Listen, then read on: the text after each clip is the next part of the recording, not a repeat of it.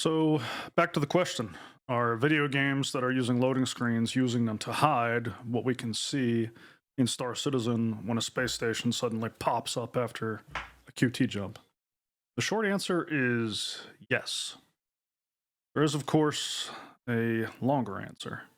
There's likely a large spectrum of implementations of this, but the simplest approach you can probably imagine is you get a loading screen, and while that loading screen is up, all assets and information about the zone you are loading into is loaded into your client's memory. So as you bop around the zone, everything is quick, it's snappy, things are popping in, or not popping in, because they're already there in memory, waiting for you. I'm sure you can imagine a lot of games where this is exactly how it works. Imagine Contra back in the day, where each level you played through looked quite different, but within each level, the assets were actually pretty limited. When you moved from one level to another, there was a loading screen, and during that, the assets and area map would be swapped out, right? Think about World of Warcraft.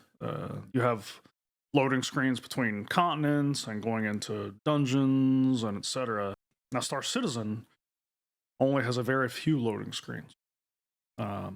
One, when you enter the game, during which many assets are surely being loaded for the area you're loading into.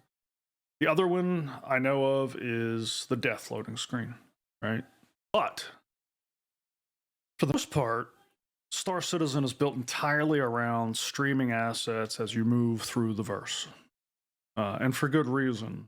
If we go back to like the Contra or WoW examples, if you're loading all the assets for an entire zone, well, the size of the zone is only going to be able to be so big, right? We've seen games that try to use this model to make big immersive games. Should we talk about Starfield? Leave the city, loading screen. Enter ship, loading screen. Take off, loading screen. Set a course. Is there a loading screen for that? I don't remember.